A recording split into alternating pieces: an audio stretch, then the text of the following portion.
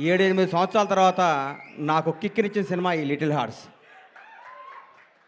భగవంతుడు సాక్షిగా చెప్తున్నాను, లిటిల్ హార్ట్స్ సినిమా ముందు ఈ అబ్బాయి పోస్టర్ కూడా నేను ఎప్పుడు చూడలేదు. ఈ అబ్బాయి ఇట్లా యూట్యూబ్ తిప్పుతుంటే మా అమ్మ నాన్న తిరుపతి తీసుకెళ్ళాలనుకుంటే నాకు పెద్ద టూరు, అట్లాంటి ఫారెన్ తీసుకెళ్ళడం కానీ ఆగిపోయాను. ఎందుకంటే నన్ను అమ్మ నాన్న లవ్ చేసేవాడు అంటే నాకు అంత ఇష్టం, అక్కడ ఆగిపోయాను.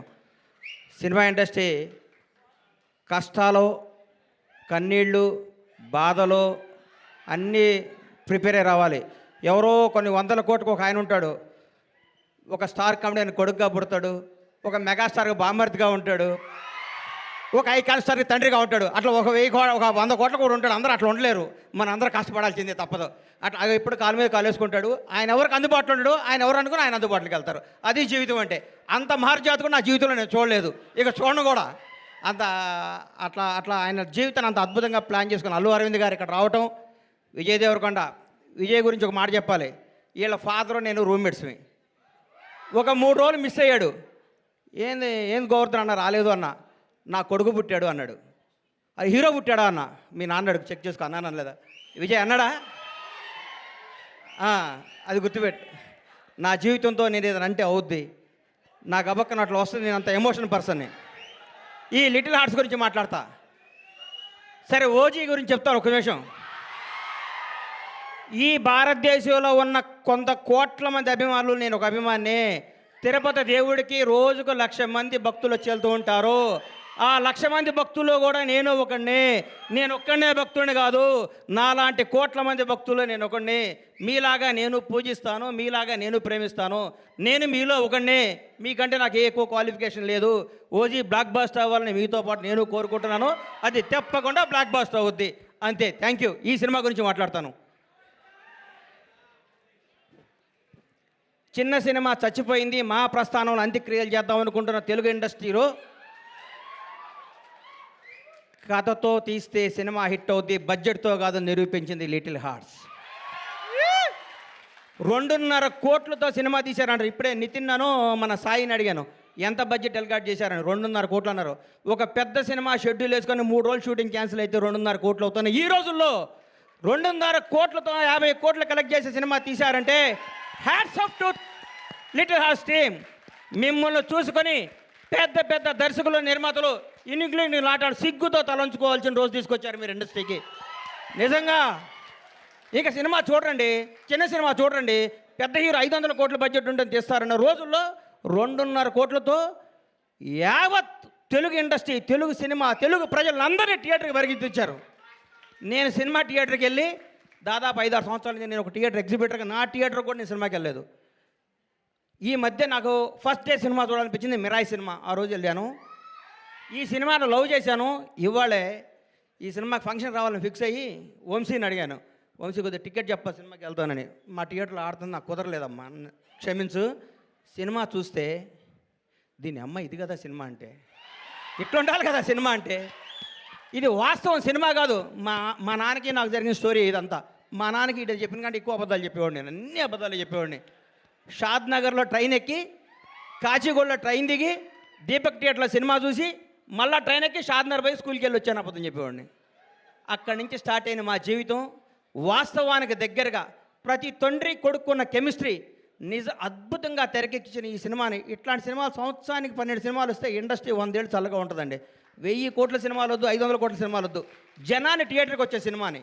ఈ సినిమా తీయటం కాదండి, ఈ సినిమా వజ్రం ఎక్కడో ఉంటుంది, వజ్రాన్ని వెతికి బయటికి తీసుకొచ్చారు. చూడండి, వాళ్ళు ఒప్పుకోవాలి, వంశీని, బన్నీని. ఈ సినిమా తీసుకొచ్చి ఈ సినిమా మీద నమ్మకం పెట్టుకొని ఈ సినిమాకు ఒక 2 కోట్లు, 1.5 కోట్లు ఖర్చు పెట్టి జనాల దగ్గర తీసుకెళ్ళి వాళ్ళు నిజంగా నిర్మాతని ఎంత అభినందించాలో, బన్నీ నిన్ను, వాసు నిన్ను, నంది మీ ఇద్దరిని అంత అభినందించాలి. మామూలు విషయం కాదు. మీరు ఎంత కష్టపడ్డ పేరు అరవింద్ గారి సినిమా అంటున్నారు, అది ఆయన అదృష్టం, మీ బ్యాడ్ లక్, నేనేం చెప్పలేను. అమ్మ ఇది ఎవడేం చెప్తారు చెప్పు. ఆయన ఏమీ చేయరు, లాస్ట్ మినిట్లో వస్తారు అంటారు, పేరు కొట్టేస్తాడు. ఆయన జాతకం అట్లాంటిది, మనం ఏం చేయలేం దాని అది. ఇట్లాంటి సినిమాని ఈటీవీ విన్ మహానుభావుడు, గౌరవనీయులు రామోజీరావు గారు ఏ బ్రహ్మముహూర్తాన ఈటీవీ సంస్థని, ఈనాడు స్టూడియోని, రామోజీ ఉషా కిరణ్ మూవీస్ని స్థాపించారు. కానీ ఎంతమంది గొప్ప నటుల్ని, మౌన పోరాటం దగ్గర నుంచి మయూరి సినిమా దగ్గర నుంచి, ప్రతిఘటన సినిమా దగ్గర నుంచి, ఒక 25 ఏళ్ల ముందు నువ్వే కావాలి సినిమా దగ్గర నుంచి కొత్త టాలెంట్లని, కొత్త భక్తుల్ని పరిచయం చేస్తూ ముందుకు తీసుకెళ్తూ ఎంతోమందికి జీవనోపాధి కల్పించిన రామోజీరావు గారికి హృదయపూర్వకంగా, దివిలో ఉన్న రామోజీరావు గారికి మనస్ఫూర్తిగా శిరస్సు వంచి నమస్కారం చేస్తున్నాను. ఈటీవీ సంస్థకి అలాగే చేస్తాను. కొత్త కాళ్ళని ఎంకరేజ్ చేస్తూ కొత్త క్రీమ్ని బయటికి లాగి అందరు టీం అంతా చేసినాక లాస్ట్ మినిట్లో వచ్చి నవ్వుతూ అని అరవింద్ గారు కూడా ఈ సందర్భంగా కృతజ్ఞత తెలియజేస్తున్నాను. నవ్వకండి సార్, వాస్తవం సార్. మీ షర్టు నలగదు, మీ మనసు నలగదు, మీ హెయిర్ స్టైల్ మాలదు, మీరు మాత్రం డబ్బు సంపాదిస్తుంటారు. అది మీ అదృష్టం, దానికి ఎవడానికి చేయలేడు.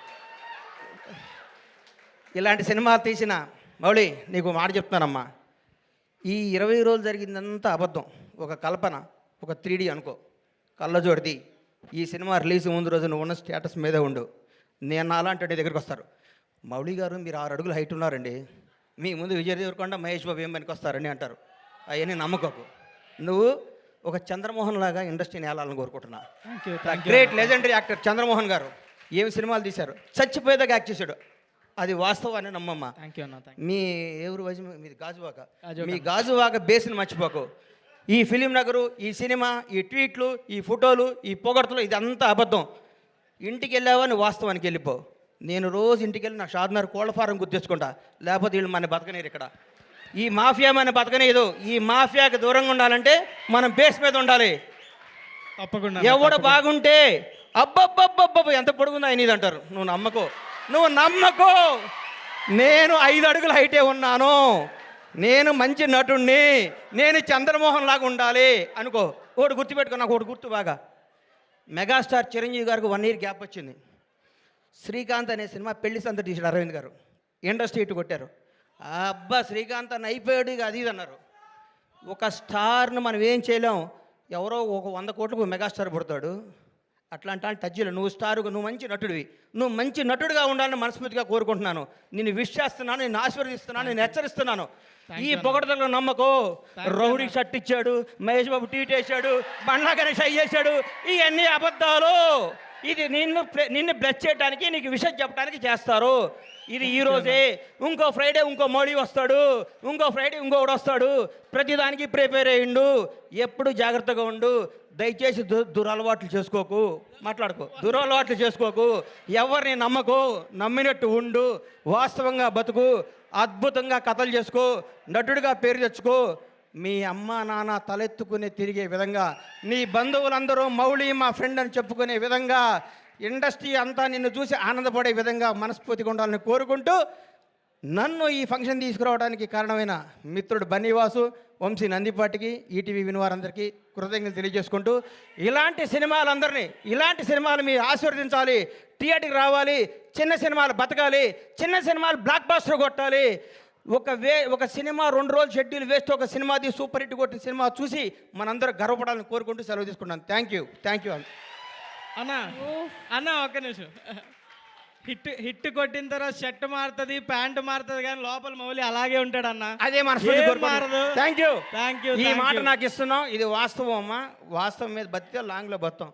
ఒకటి గుర్తుపెట్టుకో. ఒక హీరో గురించి చెప్తా నీకు. వాస్తవానికి దగ్గరగా ఉండే ప్రతిరోజు అల్లు అర్జున్తో నేను సినిమా తీసా. సాయంత్రం పడుకునే ముందు అనుకుంటాం, ఈ ప్రపంచంలో ఈ బన్నీకి నేను తప్ప ఎవడో క్లోజ్ కాదుకుంటాం. అల్లి మనకి సన్ రైజ్కి మళ్ళీ మారిపోతుంది పరిస్థితి. ఆ రోజు ఫ్రెష్గా చూస్తాడు. అల్లు అర్జున్లా బతుకు, టాలెంటే నమ్ము, టాలెంట్నే ఎంకరేజ్ చేయి. ఇక్కడ ఎవడో రిలేషన్ కాదు, నీ టాలెంటే నీ బంధువు, నీ టాలెంటే నీ success. All the best. Thank you. Arvind sir, to please speak for all of us. చాలా ఆలస్యం అయిపోయింది. ఇప్పుడు 10 గంటలకి ఇవిడ మైక్ ఇస్తుంది మాకు. తర్వాత విజయ్ మాట్లాడతారు కనుక I congratulate all the team. Mouli heroine, director ఇక్కడ డైరెక్టెడ్ అంటే డెబ్యూ ఇంత బాగా డైరెక్ట్ చేసావు. So you acknowledge the other friends also, it's so nice. కాకపోతే ఈ సినిమాని ఇక్కడికి నేను రావడానికి ముఖ్యంగా మా గీతార్ట్స్ని ఆవహించిన బన్నీ నందిపాటి, వాళ్ళిద్దరూ తెల్లారు లెగిస్తే నాకు అక్కడ కనపడి తిరుగుతూనే ఉంటారు. మేమిద్దరం కలిపి ఓ సినిమా తీసుకున్నాం, ఇది రిలీజ్ చేయాలన్నారు, గీతా ద్వారా రిలీజ్ చేసాం. సో చాలా సంతోషం వాళ్ళిద్దరూ సక్సెస్ అయినందుకు.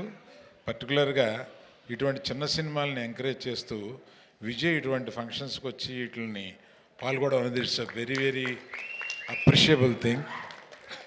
Very nice of you Vijay to encourage people like this. తర్వాత ఇంకొకటి ఆఖరి మాట ఏంటంటే ఈ ఈ టీనేజర్తో సినిమా తీస్తే ఇంత గోల్ ఉంటుందా